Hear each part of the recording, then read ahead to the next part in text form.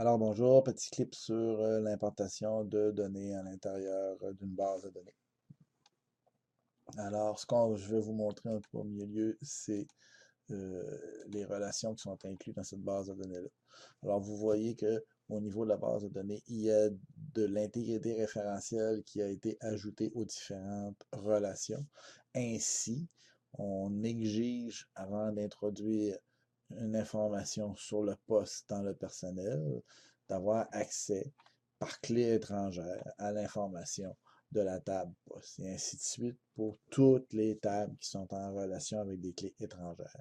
Si on veut être en mesure d'introduire les données, c'est-à-dire faire l'importation des occurrences à partir des fichiers Excel sans tenir compte de l'ordre, il serait nécessaire d'avoir aucune intégrité référentielle d'appliquer sur les relations. Donc, si on veut introduire nos données facilement, on ne met pas l'intégrité référentielle dans un premier temps, on importe nos données, puis on ajoute l'intégrité référentielle par la suite. Si l'intégrité référentielle a déjà été créée, ce n'est pas un problème, on n'a qu'à aller séquentiellement, c'est-à-dire introduire les données dans les tables qui n'utilisent pas dans un premier temps de clés étrangères, polluer toutes ces tables-là, c'est-à-dire mettre les données dans l'ensemble de ces tables-là, puis après ça, remplir avec les données les tables qui dépendent des autres tables. Okay? Donc, ainsi, si on prend l'exemple, pour notre cas ici, on ne peut pas faire TI déplacement, introduire des données dans TI déplacement, tant que ID automobile n'est pas existant dans la table automobile et tant que les données sur le personnel avec le NAS ne sont pas existantes dans la table personnelle. Je vais donc être obligé de remplir cette table-ci et cette table-ci en premier avant de pouvoir remplir la table TI déplacement. Même chose pour les cours et ainsi de suite. Donc, je commencerai par remplir théoriquement ma table service, ma table poste, ma table des succursales, tous les champs qui sont dépendants au niveau de ma table personnelle. Je remplirai ma table automobile également.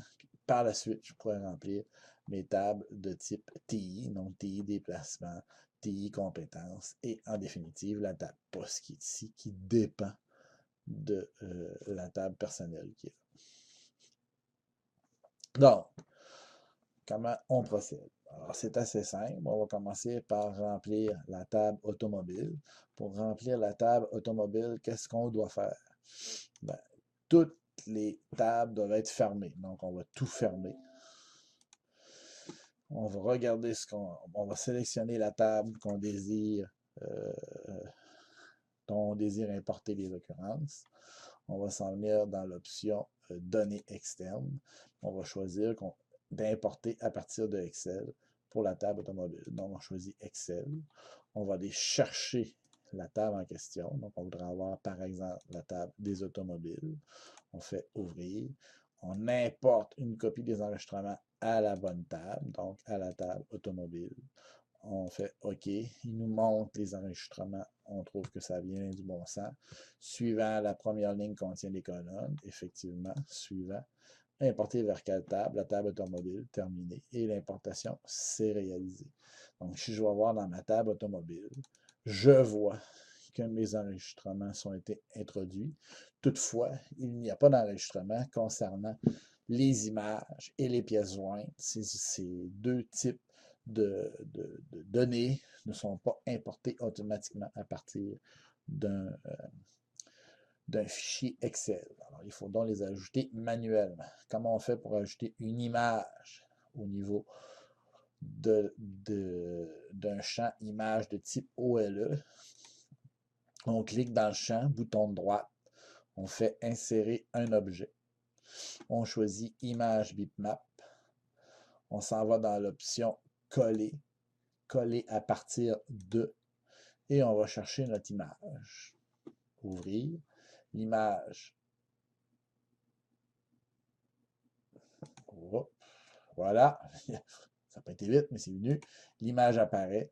Lorsque l'image apparaît, tout ce qu'on a besoin de faire, c'est enregistrer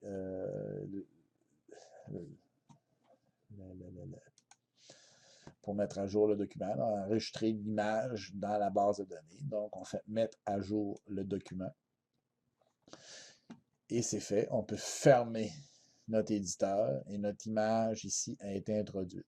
Si on veut voir si ça a fonctionné, ben on va aller voir dans le formulaire parce que c'est à peu près la seule façon de voir les images qui sont introduites dans un champ à l'intérieur d'une base de données. Donc, si je rouvre mon formulaire qui porte sur les automobiles que j'ai créé auparavant, ben, je vois qu'effectivement, la Camry a été introduite à l'intérieur comme image. La pièce jointe n'est toujours pas présente.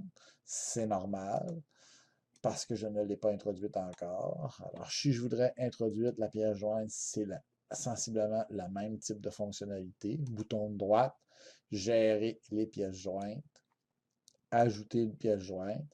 Je vais aller chercher au niveau de mes images la pièce jointe.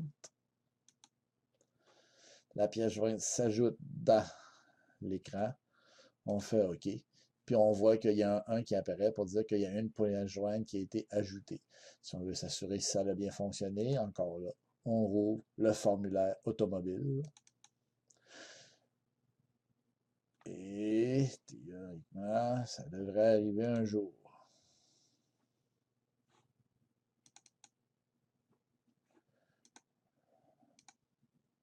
Hop! Il semblerait qu'on n'avait pas conservé notre image. Est-ce que j'avais... Ah, c'est juste qu'il n'était pas rapide.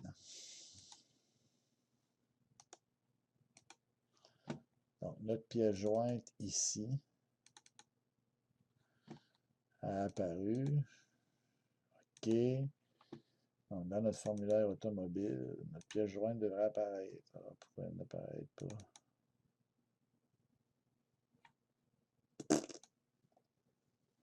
C'est son problème.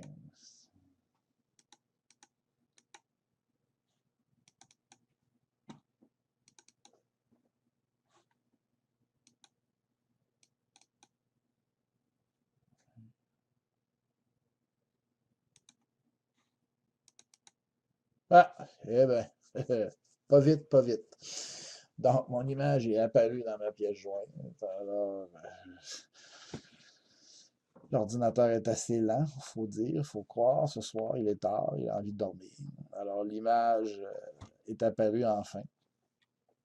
Alors, il faut dire que je suis dans le nuage, c'est peut-être pour ça.